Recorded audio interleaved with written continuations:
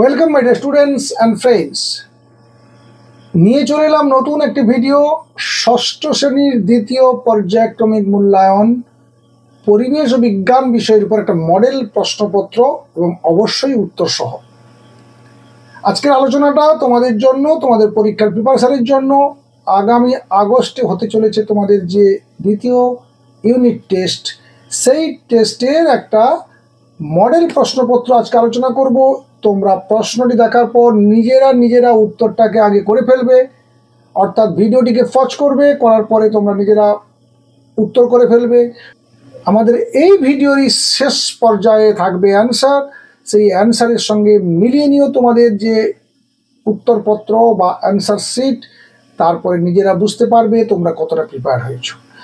আগামী 1.5 মাস ধরে চলতে থাকবে আমাদের এই প্রিপারেশন তোমাদের পরীক্ষা পর্যন্ত। তাই শুরু করার আগে তোমরা যারা নতুন তাদেরকে বলবো, তোমরা আমাদের চ্যানেলটিকে সাবস্ক্রাইব করে ফেলো এবং পাশে থাকা বেল আইকন ক্লিক করে অল নোটিফিকেশান অন করে নাও আগামী ভিডিওগুলো। তাহলে তুমি যথারীতি ঠিকঠাক টাইমে তোমাদের মোবাইলে তোমরা মেসেজ পেয়ে যাবে। চলো শুরু করি আজকের আলোচনা। তোমাদের এই পর্বে বা সামনের যে দ্বিতীয় পর্যায়ক্রমিক মূল্যায়ন আসতে চলেছে, সেটাতে তোমাদের 25 মার্কের প্রশ্ন হবে। 50 মিনিট তোমরা সময় পাবে। দেখো, প্রথম যে প্রশ্নটি রয়েছে, পূর্ণ বাক্যে সঠিক উত্তর নির্বাচন করো, যে কোনো 6টি। এখানে যদি সঠিক উত্তরটি নির্বাচন করো থাকে, তাহলে অবশ্যই শুধু উত্তরটি লিখলে চলবে। আর পূর্ণ বাক্যে সঠিক উত্তর নির্বাচন করো যদি বলে, তাহলে অবশ্যই সঠিক উত্তরটি বেছে নেওয়ার পরে বাক্যটি পূর্ণ করে লিখবে। একের দাগের যে প্রশ্ন রয়েছে, স্টেনলেস স্টিল যে দুটি ধাতু মিশিয়ে তৈরি করা হয় সেগুলি হলো কোবাল্ট এবং নিকেল। লোহা বক্সাইট, লোহা নিকেল, লোহা ক্রোমিয়াম। সঠিক অ্যান্সার কি হবে নিশ্চয়ই বুঝতে পারছো। চটপট অ্যান্সারগুলো খাতায় লিখে ফেলো। আমরা যখন উত্তরের পর্যায়ে যাব বা পাঠে চলে যাব তখন মিলিয়ে নিব। পিউমাস হলো এক প্রকার পাললিক শিলা, আগ্নেয় শিলা, পরিবর্তিত শিলা এবং কোনোটিই নয়। এই 4টা অপশান থেকে তোমাকে সঠিক উত্তর বাছতে হবে।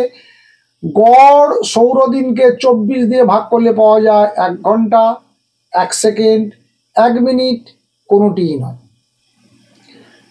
একটি স্পর্শহীন বল, ভর, ওজন, আয়তন এবং চাপ। এই 4টা অপশান থেকে তোমাকে অ্যান্সার বেছে নিতে হবে। বলের এসআই একক ডাইন, বার, নিউটন, পাস্কেল। ভেরি ইম্পর্টেন্ট প্রশ্ন।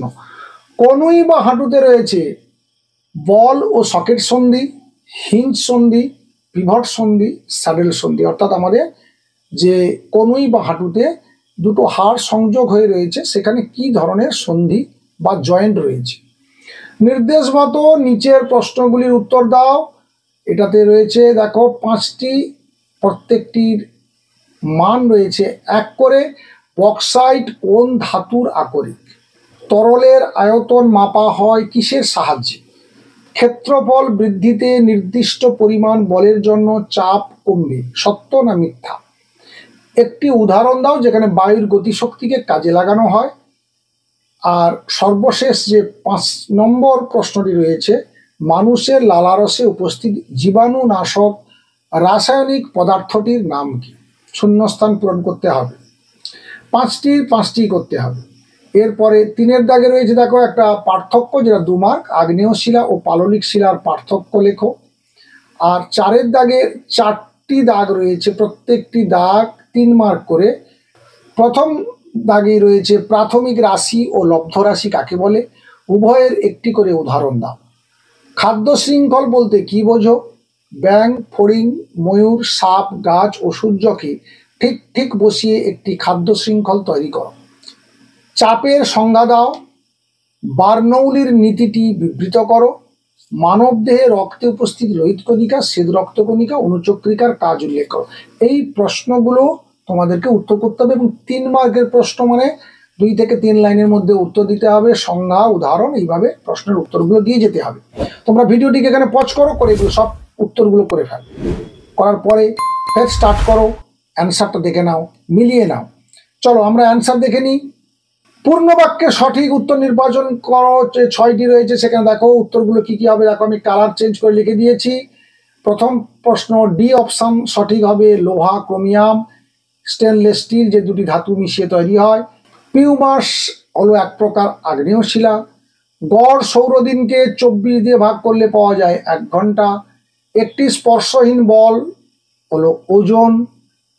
বলের এসআই একক নিউটন। কোনই বা হাঁটুতে রয়েছে হিঞ্জ সন্ধি বা যেটাকে বলে কবজা সন্ধি। নির্দেশ মতো নিচের প্রশ্নগুলোর উত্তর। এখানে দেখো, বক্সাইট কোন ধাতুর আকরিক? অ্যালুমিনিয়াম। তরলের আয়তন মাপা হয় কিসের সাহায্যে? আয়তন মাপনী চোঙ। ক্ষেত্রফল বৃদ্ধিতে নির্দিষ্ট পরিমাণ বলের জন্য চাপ কমবে, সত্য না মিথ্যা? এটা অবশ্যই সত্য। একটি উদাহরণ দাও যেখানে বায়ুর গতিশক্তিকে কাজে লাগানো হয়। সেটা হচ্ছে উইন্ডমিল। মানুষের লালারসে উপস্থিত জীবাণুনাশক রাসায়নিক পদার্থের নাম লাইসোজাইম। তারপরে দেখো 3 নম্বর প্রশ্ন ছিল আগ্নেয় শিলা পাললিক শিলার পার্থক্য। আগ্নেয় শিলা আর পাললিক শিলার প্রথম যে পার্থক্যটি তোমরা লিখবে, ভূগর্ভস্থ লাভা জমাট বেঁধেই শিলা গঠিত হয়, আর পাললিক শিলায় লিখবে পলিস্তর জমে জমেই শিলা গঠিত হয়।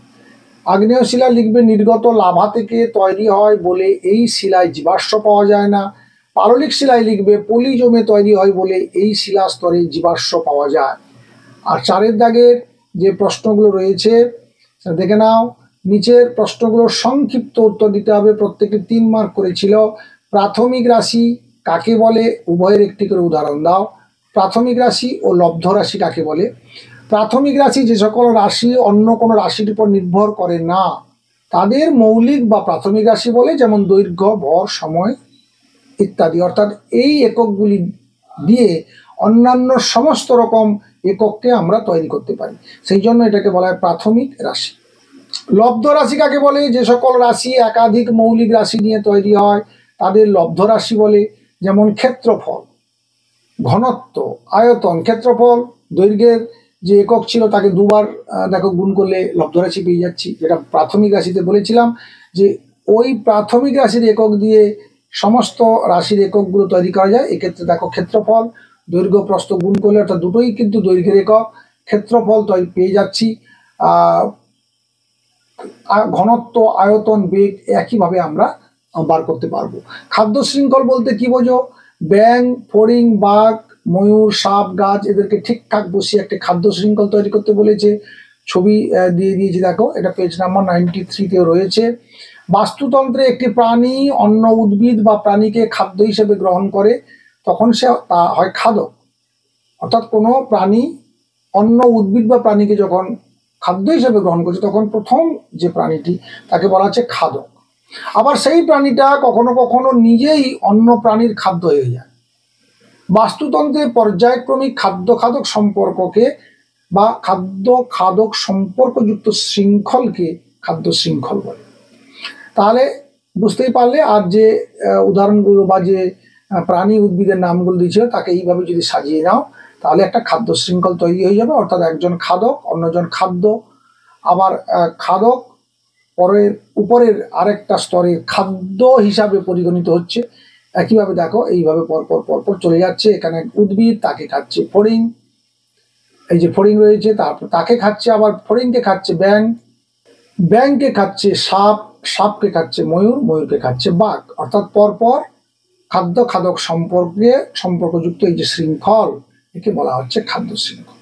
চাপের সংজ্ঞা বার্নৌলির নীতি বিবৃত করতে বলেছে। চাপ হলো বল বাই ক্ষেত্রফল, অর্থাৎ একক ক্ষেত্রফলের উপর প্রযুক্ত বল হলো চাপ।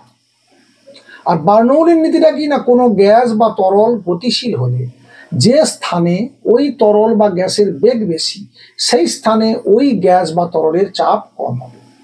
মানবদেহে রক্তে উপস্থিত লোহিত রক্তকণিকা, শ্বেত রক্তকণিকা, অনুচক্রিকার কাজ উল্লেখ করো। লোহিত কণিকা হচ্ছে প্রধানত ফুসফুসের কাছ থেকে অক্সিজেন নিয়ে শরীরের আনাচে কানাচে পৌঁছে দিচ্ছে। শ্বেত রক্তকণিকা শরীরে রক্ষীর কাজ করে বা রক্ষাকর্তার কাজ করে। এদের কাজ কি না, বাইরে থেকে আসা যে রোগ জীবাণুগুলো থাকে তার সঙ্গে লড়াই করে শরীরকে রক্ষা করে। আর অনুচক্রিকার কাজ, এরা শরীরে কোথাও কেটে গেলে রক্ত জমাট বাঁধতে সাহায্য করে। তাহলে এই হলো তোমাদের এই প্রথম প্রশ্নের উত্তর। তোমরা নিশ্চয়ই এতক্ষণে মিলিয়ে নিয়েছো। মিলিয়ে নিয়ে তোমরা কত মার্কস তুলতে পারলে তোমরা কমেন্ট বক্সে লিখে জানাও, এবং পরবর্তী মডেল প্রশ্নপত্রের জন্য প্রস্তুত থেকো। তা দেখা হচ্ছে তোমাদের সঙ্গে সামনের ভিডিওতে বা পরবর্তী ভিডিওতে। অবশ্যই ভালো থাকবে, সুস্থ থাকবে। Thank you.